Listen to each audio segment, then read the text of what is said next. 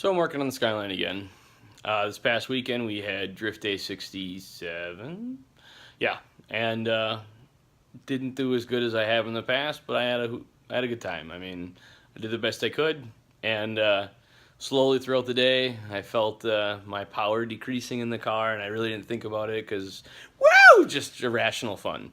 Anyways, on the drive home, I really noticed the power loss, and I investigated it with my gauges, and I noticed, fuck, I wasn't making any boost anymore.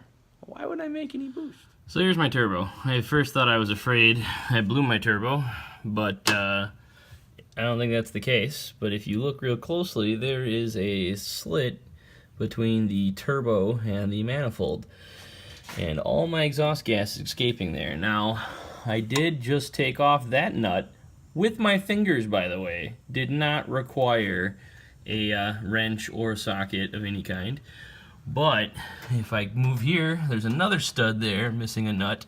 I didn't do that. That was missing already. So I blew out the gasket. I was missing studs. Whatever. So Toge Factory hooked me up with a nice T3, T4 turbo, turbo flange gasket. Here's the old next to the new. A little bit of a difference. Not much left of that old gasket. Pretty fucked. So I'm kind of looking around my engine bay, and there's a stud back there missing. I'm not really sure about the bottom side. Kind of hard to tell. But over here, there's another stud missing, so for sure two. And I'm pretty sure I saw a third one back in there somewhere. But definitely needs. And that one down there is loose. It's not even up against the header. So I'm at work right today. I forgot to finish my updates in my video. Here's the turbo area. I got it all bolted together with that new flange. I just noticed that that bottom nut way down there was loose. I finger tightened it. I put all new nuts on it, but apparently they just don't want to stay on, which is really annoying. I also tried to tighten that loose one over there, and that guy just snapped off. It also sounds like a frickin' Boxster motor now when I drive it. So I'm not sure what that's about.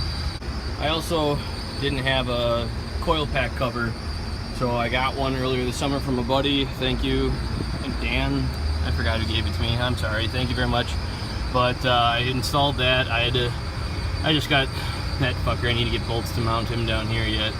But I had to move my ground, so I'm hoping that's not why it's kind of running weird.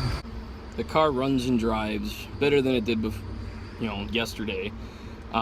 It builds boost now, it pulls hard. It doesn't pull as hard as it did before the last drift event, so I'm not really sure why. Also, like I said, it kind of idles more rough, and it doesn't seem to make the same amount of power. It almost seems more laggy than it did before, so I know my manifold's leaking, but I'm not sure if that's the cause of it. It was leaking before, I believe, since those studs have been missing. They're not new.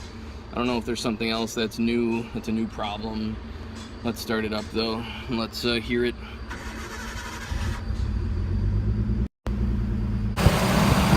Seems to be running good right now. There is a squealing behind me, but that's not my car, that's the factory fan. But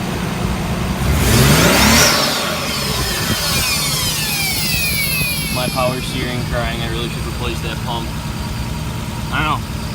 It will work for now. I don't know.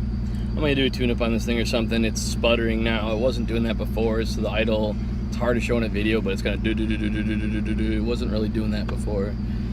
And I want to beat the shit out of this thing, so whatever's wrong with it, I gotta fix it so it runs good. But fuck, that's hot.